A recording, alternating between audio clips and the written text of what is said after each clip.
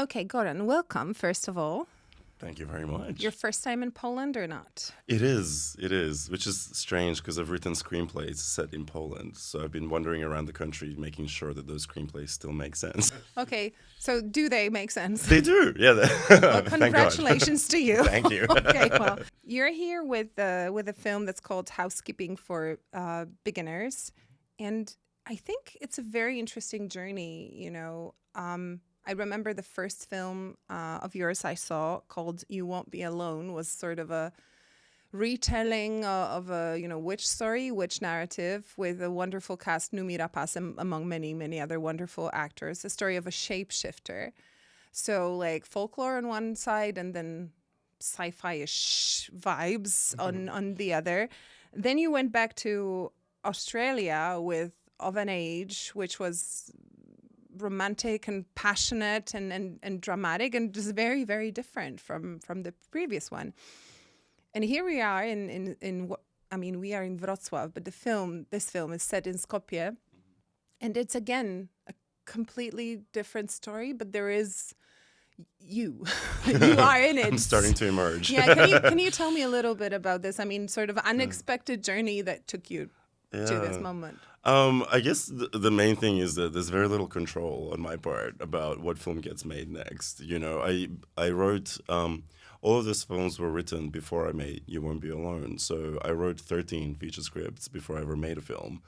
And, there were long periods of unemployment and having no access to funds or producers. So when I first started working with the producer of You Won't Be Alone, Christina Seaton, I sent her just a summary of each of my projects, and she's like, she read You Won't Be Alone first, and then we had a break between shoots where the only film logistically that would make sense was Of an Age, and then this one, obviously. It's been, I didn't decide on the order that the films got made. I'm sort of always like ecstatic whenever I have a chance to make a film. There's a few that are still very important to me that I still want to make, and I also didn't realize they were that different until, they kind of emerged and people started engaging with them. To me, they're all my children. It's hard to differentiate them after a while. But I do know that with Housekeeping for Beginners, I'm very happy that, as much as I'm proud and still love You Won't Be Alone, I do worry about all of the pictures of the Balkans being about, peasants in the past, or or wartime is the other narrative you get.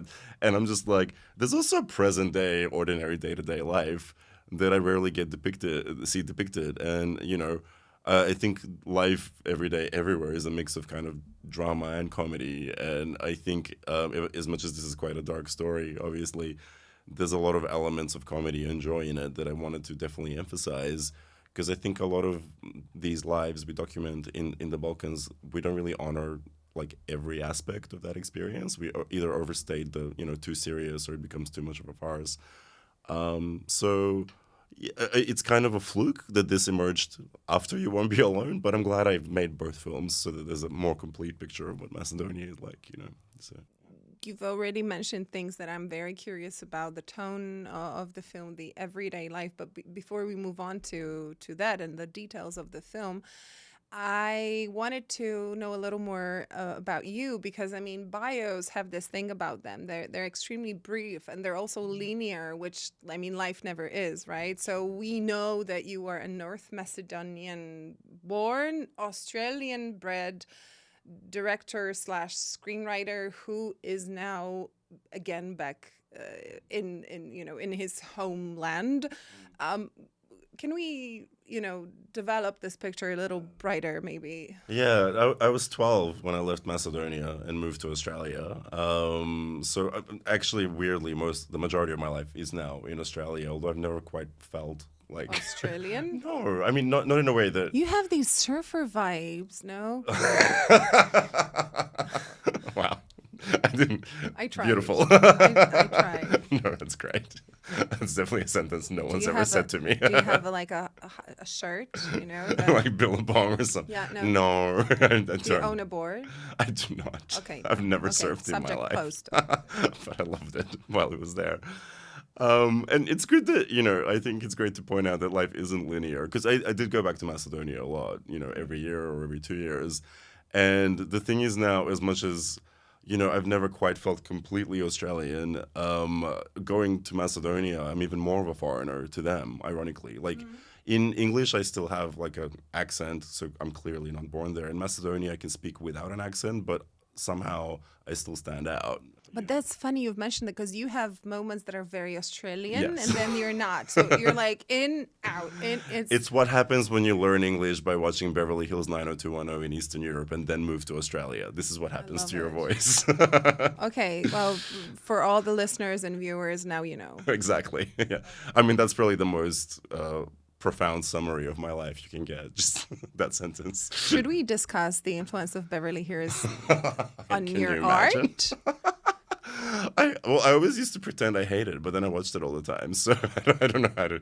I think most of it is unconscious, but yes, there must be a lot of it. I'm really Brenda on the inside, yes. I want to say, I mean, first of all, that's a sad identity these days, This is true, right? With yes. the I like should've- sad departure of Shannon Doherty. But I also want to say, I think referencing productions like this is important because I feel like in this generation that we both belong to, we have both pretended to watch it ironically, but in fact we loved it. And you have to sort of grow into yourself to admit it. Completely. Yeah. Yeah. And then you're an adult. Exactly. You can say, I love it. Yes, I don't have to be ironic about it anymore, or like about how much it shaped my life or conception.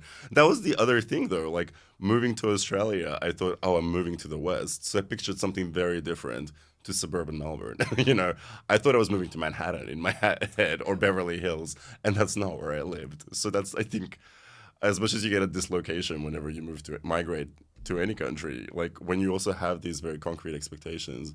And I think if you're a creative person, you always have very concrete expectations.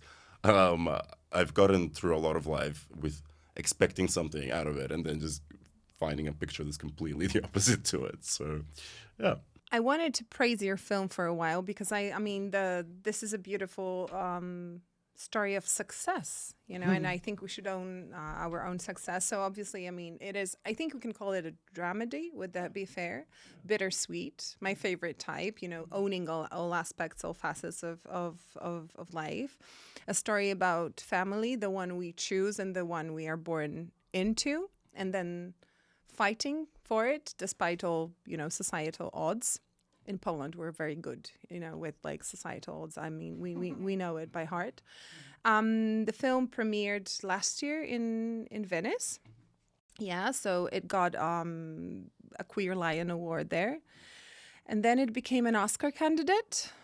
And it had a wonderful, beautiful reception, I think, all over the world, it's fair to say. How much have you traveled with it? Quite a bit, actually. It's been great because with the first two films, I didn't get to travel to many festivals because I was constantly shooting the next one. I was in the fortunate position of making, a lot of films very close to one another. And then with this film, I did go to Venice. I went to Macedonia for the premiere, to London, to Korea, Germany multiple times. Now here I am finally in Poland. I was in Croatia last week. We won a Croatian Oscar just a few days ago, which is, again, a sentence I never thought I would say. And it's been great. And, people in different countries engage with it differently. I think it's maybe a little, I don't know if confusing is the right word, but, when it plays to Americans or even to Brits, I think they see it from more of a distance. And still embrace it. So it's been a great reaction. But what's been really heartening is like when I am in Europe, the understanding of the film is very primal. That it's not just intellectual or trying to kind of make sense of feelings or personalities. Obviously there's so much, especially across the East, that still unites us. But even in Italy, I think the way they connected with the film was very primal. It's like, yes, they're speaking a different language, but people found the story very easy to connect to and understand. And that was really moving. I hope I don't just make films for, a tiny audience in my home countries. No, I mean, I know there's some people who are not a fan of the term universal. They don't take it as a compliment. I think in this aspect, in this case, it is a compliment because the universal appeal means that people with all sorts of background can relate to the story and see themselves in it, which I would presume is something that you as a director want. Oh, I very much aim for it, especially with stories like this, where the characters on paper are defined by so many demographics and minority statuses, and I often feel like if the protagonist is a minority of any kind, it's seen as like a niche film. Whereas to me, I'm like, no, but I don't think feelings are niche. If you're like a lesbian Albanian woman in Macedonia, your feelings are still primal and universal and connect to something. I think you can still be a stand-in for the universal or the human condition. And like I mean, I didn't want to make the film so it feels very authentic to anyone watching it in Macedonia. Like I wanted it to have a very documentary essence to it, and it's capturing a reality. But I also wanted it to ideally connect with an 18-year-old girl watching it in Brazil. Like I didn't want it to be bound by the demographics of it at all. So it's been great to find that. Before we dive into details, and there are many I'd like to discuss, I was wondering if you could tell me what do you think is the synopsis, in your own words. I mean, this is always the hardest because you have to sort of decide on where is the essence of the film and also which narrative is going to promote the film the best. But I feel like we have a couple of different stories that are sort of tangled into one product. How would you? What's happening in the film in your words? Yeah, it's always I think the hardest for the filmmaker to like summarize their film because we have so many details that we think are so important. From before the film started and after and everything that was supposed to be in it and that's not there. And so yeah. So how would I say it's about a social worker or a gay woman in Skopje who has inherited this large bustling house, and she lets queer people stay in it who were kicked out of home. Among them is her partner, Suada, and Suada has 2 little girls. Unfortunately, Suada gets a terminal diagnosis, and they have to figure out what's going to happen with the girls after her passing in a place where it's very complicated for, gay people and Roma people. I would presume that we should treat the film as a realistic portrayal of sort of social conditions, but this is something I'd like to ask you a little more about because we obviously have this narrative about the dominant, heteronormative culture suppressing and oppressing everyone who dare to be different. And I mean, all the inhabitants of the house are queer and their own incarnations of queerness. But there is also, like you have mentioned, the subject of ethnicity, and even in the film, the discussion of what should we call it, this word that is in the film, Cygan. We also have it in Polish, but at this time, I think it would be considered offensive. Probably we would say Roma people. And so you also tell the story of someone who is who experiences sort of double exclusion. And maybe even triple as a woman also. You show the healthcare system. There is the subject of, I think, the patriarchal society, the sort of inner machismo of it. So is it what it really is?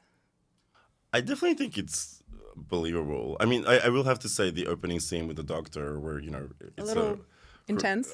Yes, it is a little intense, but even, the ethnically, Macedonian people who grew up, who were there, or I think it's actually more about class often. Even I think a Roma person will get a worse treatment, but that was written from experience that, I had taking my granddad to the doctor. Like the way you are treated in hospitals in Macedonia, it's actually kind of almost a uniting experience because you're treated horribly. Everybody have been traumatized by it. Absolutely. After the film premiered, that was the first scene people would come up to me and go, that you captured the reality of it.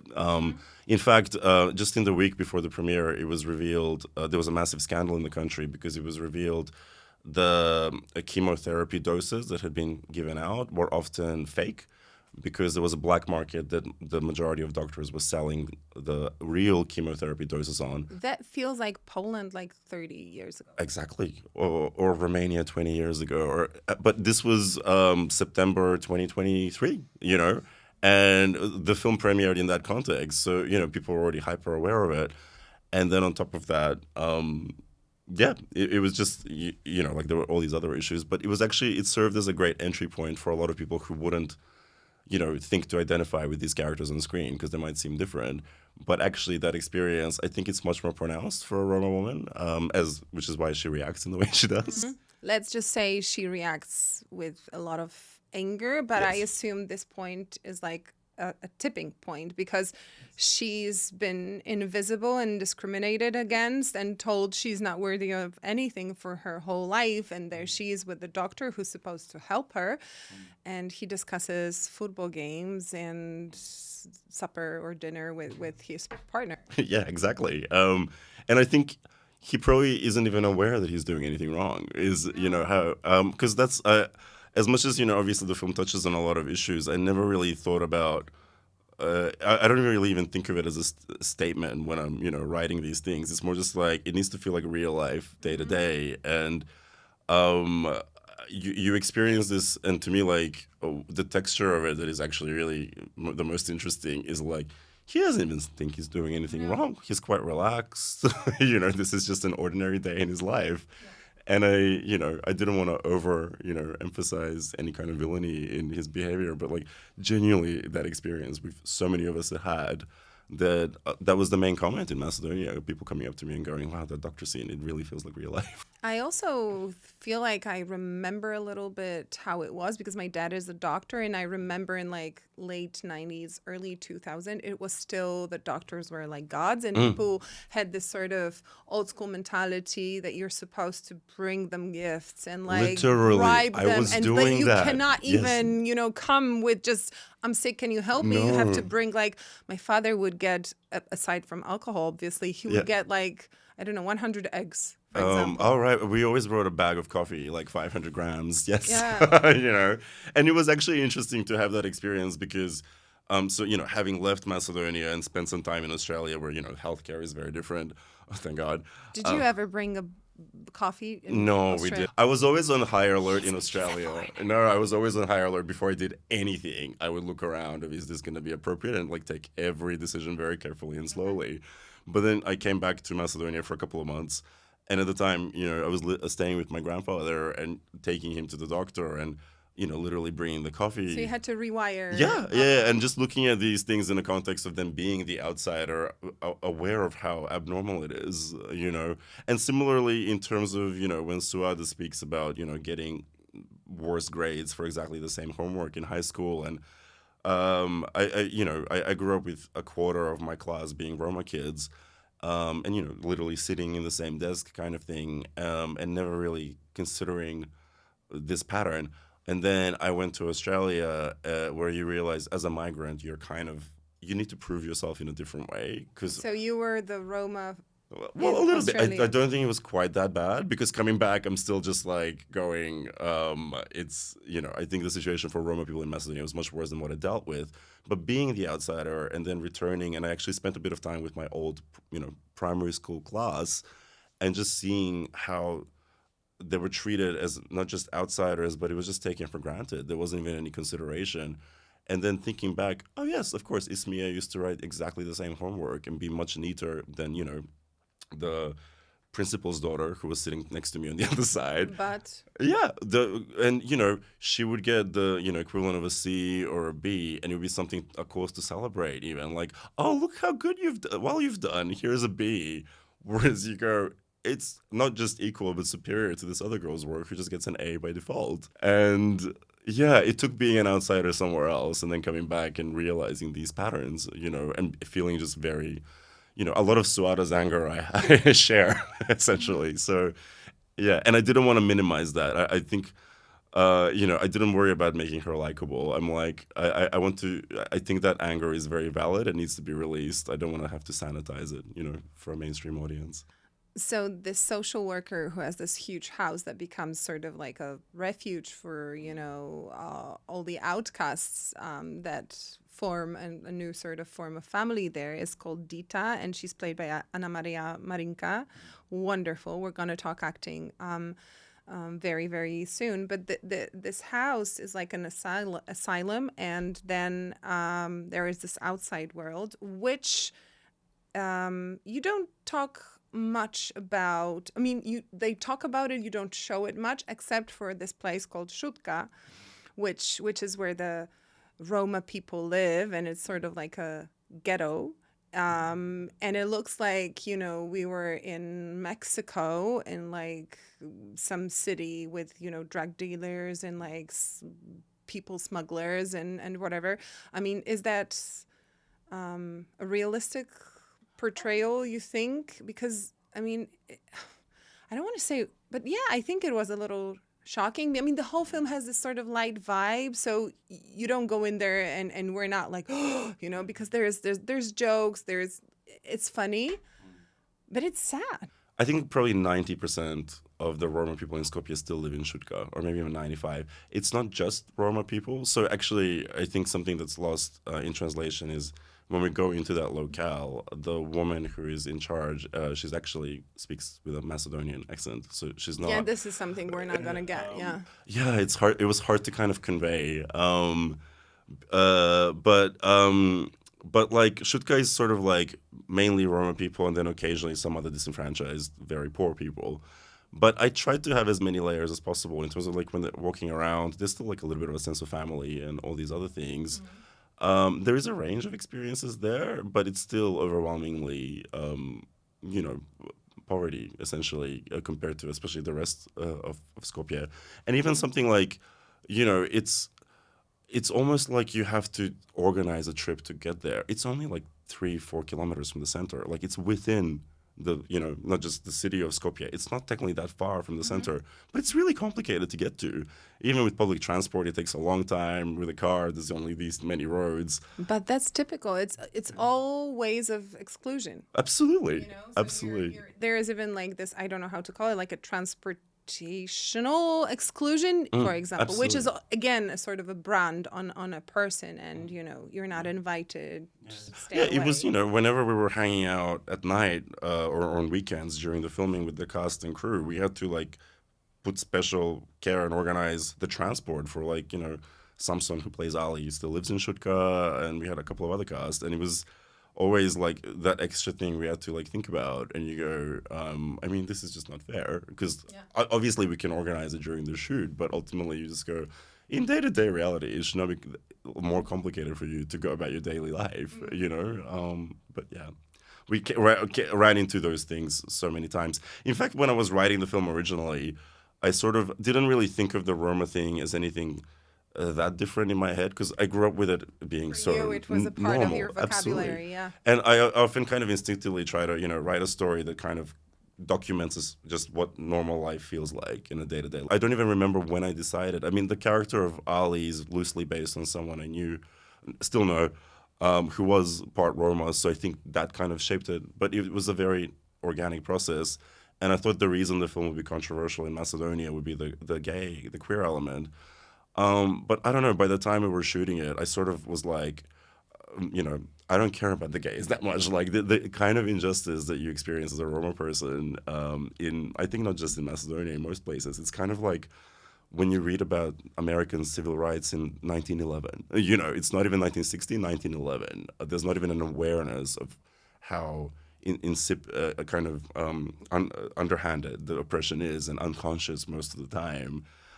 So that was kind of what mainly made my blood boil before filming, actually, in terms of where my anger was invested, to be honest. So you've already mentioned Samson, who plays Ali, and we are almost moving there because, I mean, he's amazing, and generally actors in the film are amazing. An unexpected bunch, sort of. Before we do that last question about the sort of backdrop and the reality, we've talked about, the situation of the Roma people, and I'm curious because, like we already said, the situation of queer citizens and the queerness reception of it, position of it, is also a subject here. This is something we in Poland still sadly discuss, and sadly our politics also are like unable to make it, I would say, make it invisible. Make it a non-issue. Make it a non-issue, which is what I would obviously want. But here in the film, It is an issue. These people who clearly love each other and who take care of each other and who are, I think, in a way, a perfectly functioning family, they have to go, lengths and like create like all sorts of weirdest ideas and schemes to simply stay together. So, what is the situation? I mean, the law, the reception of queer people. Yeah, I mean, it's sort of, I think there's been some progress made legally. Obviously, not enough that, gay adoption or marriage are not anything that can be discussed as happening in the near future, Oh, no, never. obviously. My God. But, there's been some kind of efforts a little bit to kind of address discrimination legally. But ultimately, it doesn't really matter what the law is if the cop that is chasing you or threatening you doesn't believe it himself. I do think laws are important and kind of help, but they barely matter to me, to be honest, because I think, especially in these kinds of countries where the legal system barely functions as it is, like, it's really the day-to-day prejudices. Just because there's an anti-discrimination law about the workplace, it doesn't mean that you have a comfortable time or don't feel ostracized and pushed out. If you still can't really, Dita can't really be openly queer at work, obviously, which is always hilarious when talking to Americans in terms of like when they realize, oh, she can't even be openly gay at work. It's such a foreign concept to them. Whereas I'm like, that's actually about 90% of countries in the world. I don't think Macedonia stands out, It's partly why I wanted to make the film there. It's not just because I grew up in Macedonia. And even if you can, I mean, I think in Poland, according to the law, nothing stops you. But would you be open? I mean, I'm pretty sure many people would not do that. Absolutely, especially as a social worker that works with children. I mean, one of the complicated things about this film was we were making a film that has gay people and children in it. Just that idea was something that we had to introduce in stages and kind of be very careful about, even though, like, the children aren't endangered in any way by that. But it's just that's already like alarm bells ring out. So of course, she's a social worker that works with family. Like, no, realistically, whatever the law is, she doesn't have a choice of being open about this. And I think that also shapes her personality. She is very private and very guarded, in a way that, almost overcompensates. And these things like shape you in a way that you're barely conscious of. It was actually funny when I was shooting just as a parallel example, when I was shooting in Skopje, like, so my husband came with me for the 3 months we were filming, and it's something that like I was very conscious of. I can't like obviously hold his hand in public because I didn't want to risk violence, but it just like the way I operate that's something I do unconsciously. So I knew to like I always know when I go to Macedonia to be very like have a rule set deep at the bottom of my brain of like, no, just don't touch him in public. You have to kind of frame it that way. And like we're about to cross the street like in 4 days into being there, and he was about to literally, those cars coming at him, and instead of me like grabbing him, I was like, Matty, like I instinctively in that case, if I grab his arm, it's not like I'm gonna look gay or be in danger, but because the way you function shapes you in this way that you're unconscious of. It was only like for a second, but I was like, I can't believe my like brain did this to me in this particular situation. It's very kind of insidious, and you do it to yourself a little bit as well, and then end up going overboard. It's a really complicated thing to deal with day to day, actually. Yeah, I think this is what sometimes can be felt from the film as something that's deeply said, even though like we already said, this film has many very funny moments to it. As I feel like all the characters in the film have to live so consciously, and I don't mean like consciously as in internet coaches being like, oh, conscious living. I mean they have to mind every step, and be like, not even ask who am I, because they know, but like, who am I seen as? How does it look? How does it present? Is my outside persona still coherent? Like, did I do that right? I mean, that's just, terrifying and just deeply depressing to be honest. Exactly, and that's why I sort of I wanted that as the context that we all understand, and we're obviously discussing these issues now because the film raises them, but in terms of day-to-day living, it's something that you kind of take for granted, and then it's like, okay, this is the reality. I still need to live my life, and how do I live the best life possible? Most of the situations that the characters are dealing with are shaped by these realities, but they don't barely even think about them. They're still like, squabbling over who gets to go to the toilet first because, there's a massive queue in this overcrowded house and all these other things in day-to-day life. And I think I definitely did wanted, the politics to be, the context, but the meat of the story, I didn't want the politics to be discussed or overemphasized, in terms of conversation, other than where it was just inevitable. It's just there. Yeah. It is just there. I think this is me watching the film because this is not my life, right? I am privileged not to have to deal with many of these layers of, difficulties in life. So seeing people just simply sort of navigating this sort of reality makes you realize, that life is not that obvious. Sometimes. So I've mentioned Anamaria Marinca, who we obviously know from 4 months, 3 weeks, and 2 days. But this is a very eclectic, surprising, and wonderfully energetic cast. But I would presume that was not just can we cast, do this casting and choose, how did the process look like? I mean, where did you find, say, Samson, for example, and all your other wonderful young actors? Even things like Anamaria plays an Albanian character, so I rarely see an Albanian. Well, I don't think I ever have seen an Albanian lead in a Macedonian primarily language film, even though Albanians are a quarter of the population. But is it still because of some sort of deep like an informal segregation, cultural segregation and other kinds, and even it was difficult to find a person within Macedonia who could play that role who was Albanian. And then we went to Kosovo, and an actress I spoke to wasn't comfortable because she had to learn the language phonetically, and in the end I cast Anamaria, who's Romanian and also had to learn the language phonetically and match the accent. So every element was a little bit tricky. Vladimir, who plays Tony, is from Serbia. He's not from Macedonia either. But half the cast is Roma people, and there are only, for example, 2 trained actresses of Roma background in all of Macedonia. And I think across the region, we tried Bulgaria, Serbia, all the neighboring countries, and we ended up having to go to Romania to get Alina Serban, who plays Suada in it. And, she had to learn both Macedonian and Roma phonetically in the Macedonian dialect. And what was amazing is that with both of these lead actresses, we never had to repeat a take for the dialogue, even though there was a lot of improvisation around them and everything in a language they obviously didn't understand. Somehow it all flowed really smoothly. And with the cast, Alina is a trained actress, as is the woman who plays the grandmother in the film.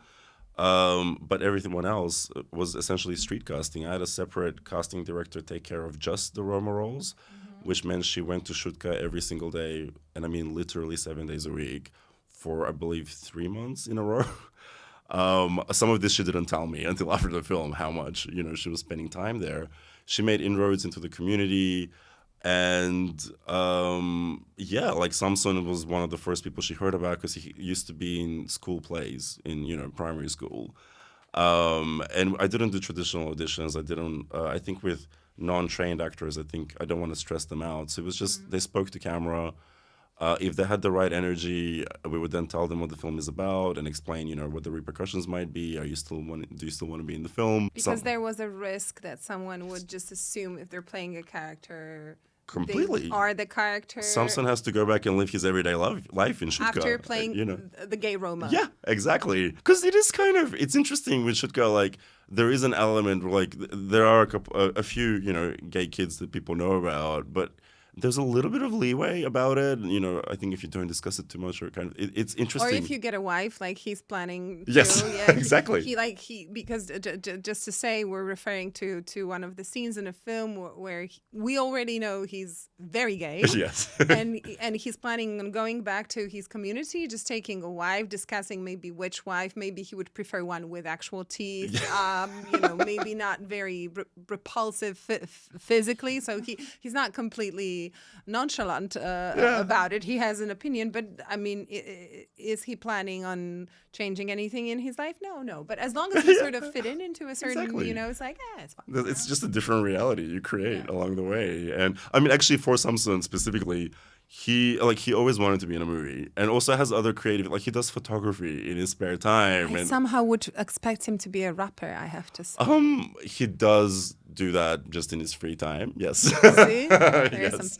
I filmed it. It didn't quite make it into the film, unfortunately. You kind of, it's in one of the silent sequences, so you don't realize that's what he's doing. There is a musical sequence that opens the film. Yeah, absolutely. And he just he has no inhibitions. When I love that a lot of the non-trained actors, when they entered the scene, they weren't doing it with an awareness of how am I going to look on camera. They're just like, this is life and how we're living it. And we shot the film very much almost in a documentary way that, there weren't set marks that they had to hit. They were allowed to improvise. And Samson was just very happy also because finally he's in a movie.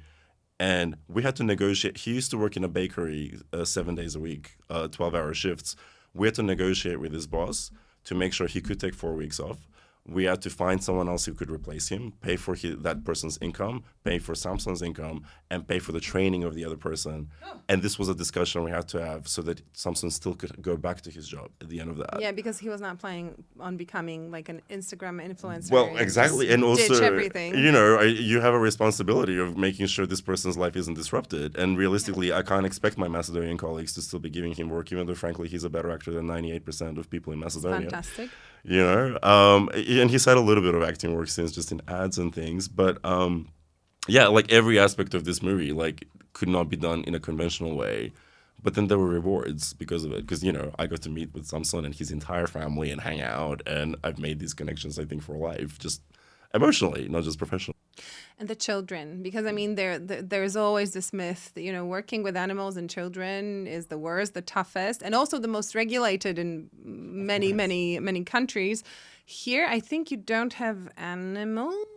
No, I was told to don't do that. No, but you have a kid. Yes. We do. And I mean, the thing is, like, actually, in Macedonia, there still aren't very specific child labor laws, which is, awful. But the thing about 5-year-old Jada Selim, she comes with her own child labor laws. She sort of turns up to set and she'll give you 5 minutes and she's like, I'm done, and leaves. Like, you don't get to kind of direct Jada. She directs you. Absolutely. I think she needs to get the credit as co-director because genuinely... Oh my God, Beyonce has nothing on this diva. It's just another level. I mean, she had a body double for a lot of the film, to be honest. And I was aware that, like, she'll do the close-ups. The rest of it, Goran has to figure out something else. Okay, and you were like, I'll do it for you. Oh, anything. It was, depending whether I was allowed to speak to her that day. She had a different favorite person every single day on the crew, and only that person was allowed to talk to her. And, sometimes...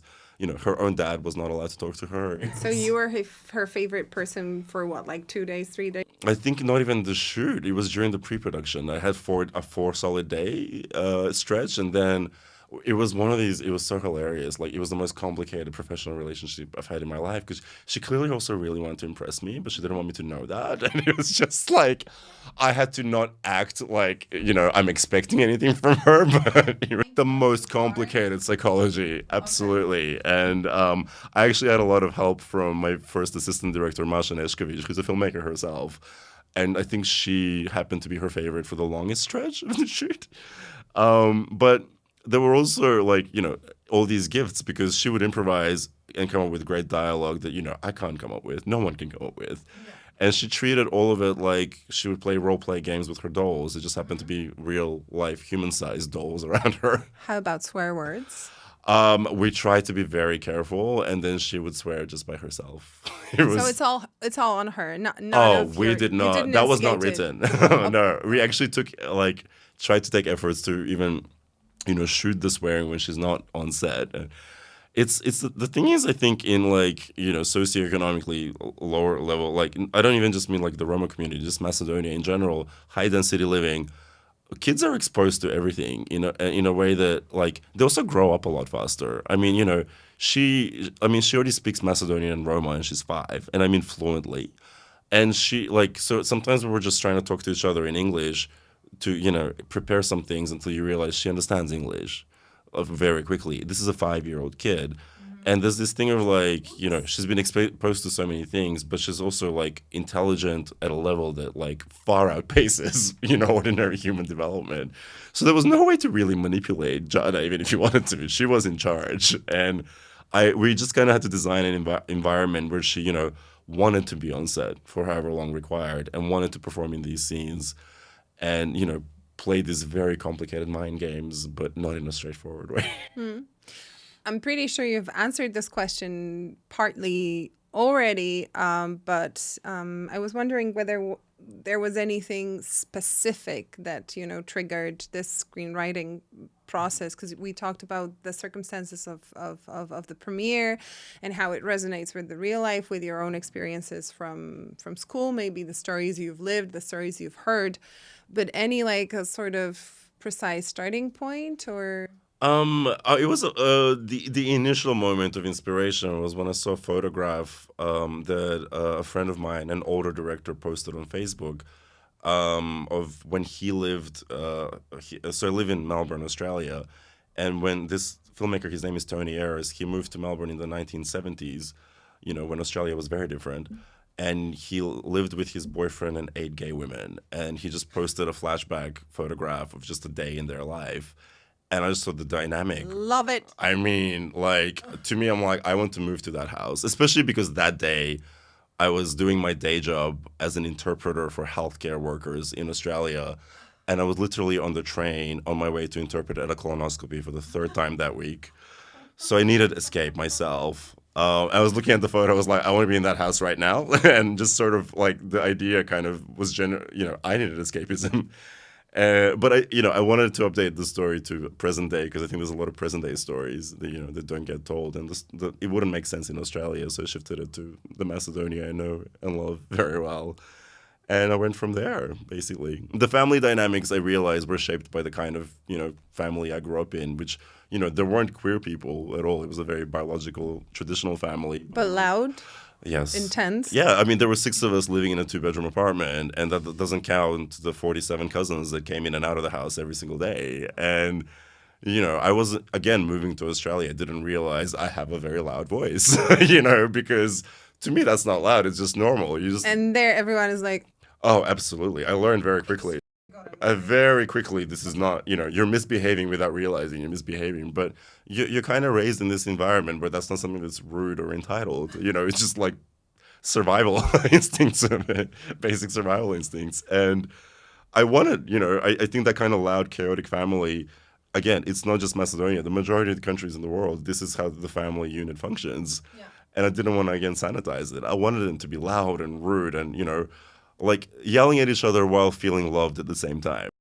I mean, so visually, the film has this sort of documentary cinema verite feel, I think, but I also feel it's very like delicate, like tenderly edited. And I'm trying to sort of wrap my mind around how much material did you have and how much work was it to, put it in place, because it seems like a very sort of spontaneous set, but at the same time, I'm pretty sure you pre-planned much of it. So how was it? I mean, I definitely planned a lot of it, but to be honest, with all the obsessive planning I do for every film shoot, it's sort of more just like the plan B. I always turn up to a set. Yeah, exactly. If we're running out of time or things are going wrong, I know what we should do in a traditional way to, get it done.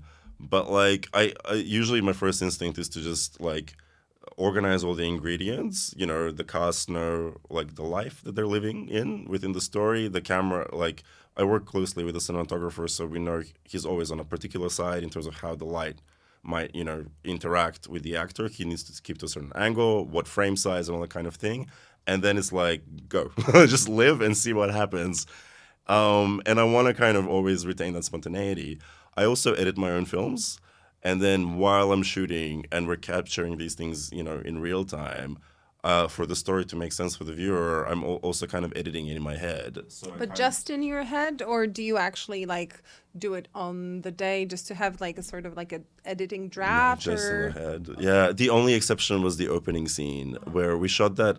It wasn't even meant to be a formal shoot. It was just practice because the 3 people on screen had never been on set.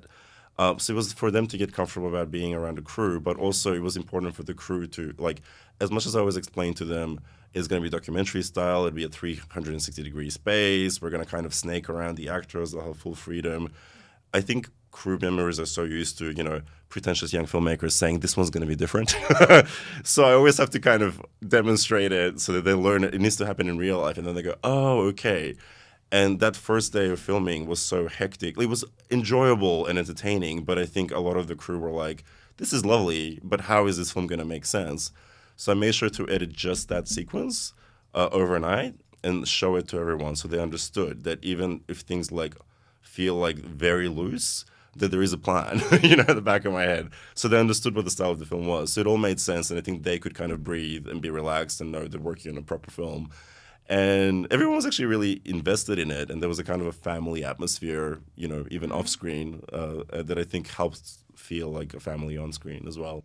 Would you say that you have a sort of a nourishing presence? Because I would presume that on a set like this, you have to take care of people. Absolutely. I mean, I think I kind of I realize I've been doing that, for the last 20 years. And I'm kind of mom on set. I'm not a director. Like, directing implies you're telling people what to do, whereas I'm just like, no, I kind of need to create an environment where they feel safe and they feel like they're working on something that has value, emotionally to them, and they feel protected and they know that in the end on screen they're gonna look okay.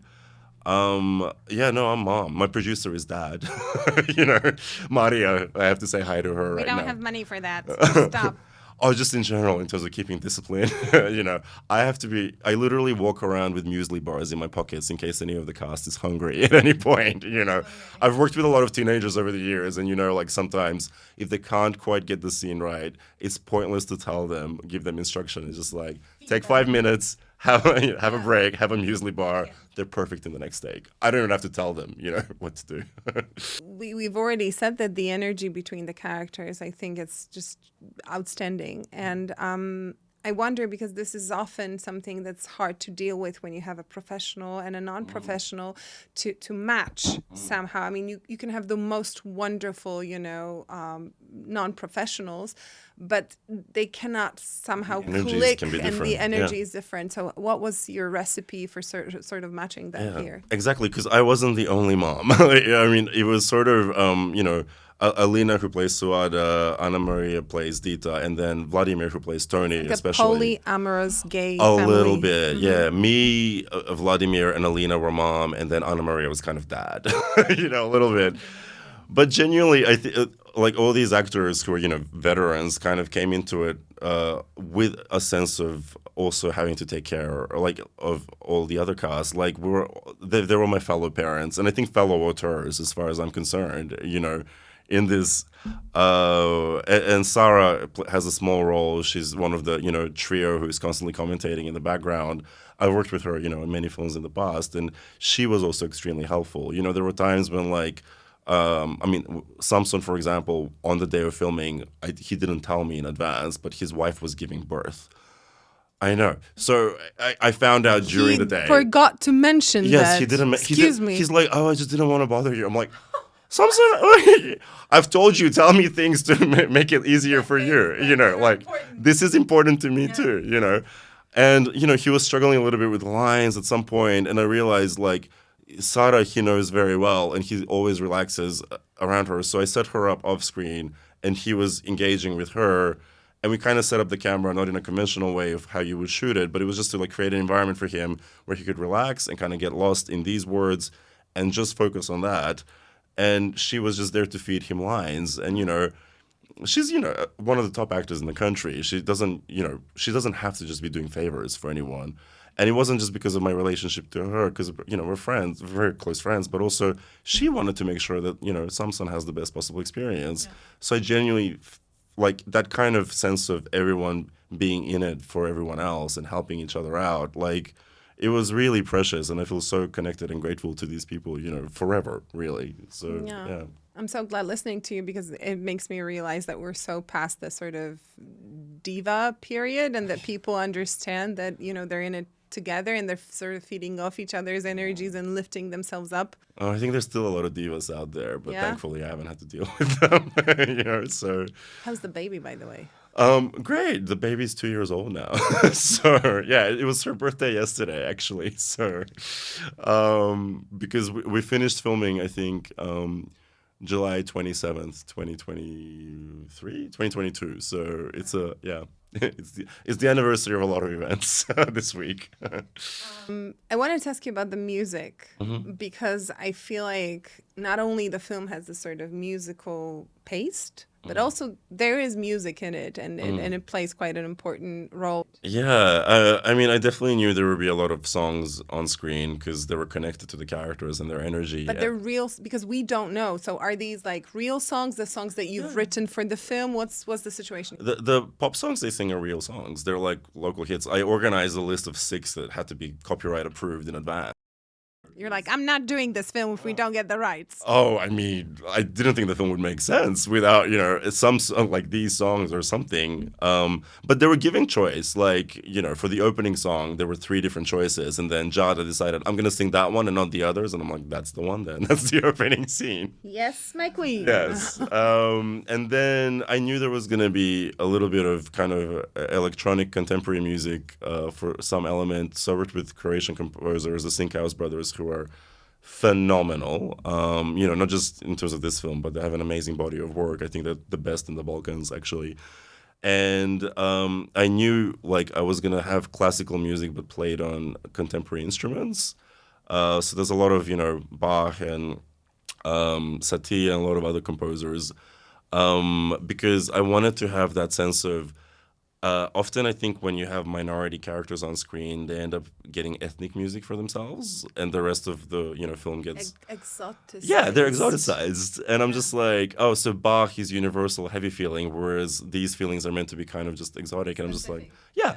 And I'm like, no, like Suada's feelings are also Bach, like, you know, and you know, I was very conscious of kind of even connecting certain instruments with certain characters, because I wanted to have them feel that way. And then the pop songs were also just what every day feels like. So I wanted to honor that. And then in the end, it was actually in the editing. There's a lot of opera in the film, in the background. And I kind of discovered that in the edit. So even the actors were very surprised to find that works. But because coincidentally, Anamaria does know how to play the piano. And we happened to have a piano in the house we were filming in. And she was like, if you have a piano... I'm going to play it. Yes. You can't have a piano on screen and the character doesn't play. So that was a beautiful, you know, coincidence. But I think it also told me a lot about the character because, you know, she's someone who, like, had to, like, as an Albanian, like... they were treated almost the same as the Roma people until very recently. And I still are quite oppressed. So I think like the way Dita operates is like she's always had to be hyper educated, hyper proper, better than everyone. Absolutely, you have to be 10 times as better as well because her privilege in the film, I think, in a Western context, it's understood as just because she's white, and that plays a little bit of a role. But mainly, she just coincidentally happened to be born wealthy, and you know, as the daughter of a politician. That helps. Yes. But that's like if you're an Albanian person, I think that's kind of one of the few people who has access to, you know, like the means of living. But still, there is the pressure that even though she's the politician's daughter, she has to be very proper. So she knows Bach, she can play the piano, she speaks French and all these other things. She has an armor. Yeah, absolutely, absolutely. It defines the character. And then she listens to the opera, you know, is because of that as well. And yeah, I think that's connected to like a lot of minority characters in other worlds. You have to be proper and present in a certain way. The reason Ali, Samson's character, is so angelic isn't just because he's, you know, just such a naturally good character, but like to survive every day as a gay Roma kid, you have to be the nicest person in the room and not just be nice, but overcompensate and make sure everyone like is indebted to you for your niceness, because otherwise you don't survive. You don't get to live a proper life, you know. So yes, he has a naturally kind nature, but he also has to have it to live, you know. Yeah. I just want to say that the opera, I think it reads really well because the film, I mean, sometimes very touching, but it also has these sort of campy moments. And then, I mean, I'm not saying opera equals Liberace, but there is this vibe there as it was both high culture and tackiness, which is like exactly the combination I wanted. Okay. I just wanted to ask you, what's the best line in the film that's not yours? Because you said that, Jada was bringing in her own, so anything God, I'm trying to think back. To be honest, I'm distracted by interaction I just had of someone telling me that when they watched the film, they cried at a particular point. And it's when we're on the balcony and Dita is typing away doing her work. And Suada goes and just smells her hair and kisses her. So that's not a line, but it's an improvised action. Because to me, improvisation isn't just about, no. And I especially am very proud of that scene because it's this tender moment, and what happens, I won't have a spoiler here, but what happens immediately after is a complete change of energy. And that part was written. But Alina felt out the scene in that moment and in that particular part of the story and just did that. And, I teared up when it happened. And it's something that I still love. And that is her, her contribution. So that's why I call them my fellow auteurs. Or even in the first time we see Samson, Ali and Dita meet, his hands are shaking. And what happened is that was Samson's first day on set. With a massive crew and a massive cast, and he was just really nervous. No matter, it stopped after that, thank God. But Anamaria as an actress noticed that, and it was also connected to the character in that moment. So what she did is she took his hand and looked at it and kind of rested it, and that was just a gesture off screen when it happened the first time. Just her as trying to kind of calm this boy down and also understand him. And then I was like, that's such a perfect moment. So we shot the close-up, and in that point, he forced his hands to shake, because by this point, he had relaxed. But these are the improvised gestures that, they're precious. And half of Jada's dialogue is improvised. I can't remember right now exactly, but, I mean, there's so many moments of what's she talking about? What's he talking about? And then you're like, that's great. Yes, because it's not a question. It's just a judgment of why are you being so silly? Well, I wanted to thank you for the film because I feel like it's a perfect combination of, glitter and grit and sadness and joy in life and death and hope and disappointment and all of it. And it's a film that we usually sort of by habit call a little film that's actually very huge, because it talks about everything that's important in life. So yeah, obviously I'm talking about Housekeeping for Beginners, just in case anyone forgot at this point what this podcast is about. And maybe I should also remind people that you're the director. Yes, and writer and editor. Yeah, Goran Stolevskim. And mother. And mother, yeah. Well, thank you so much. Thank you so much. It's been such a pleasure.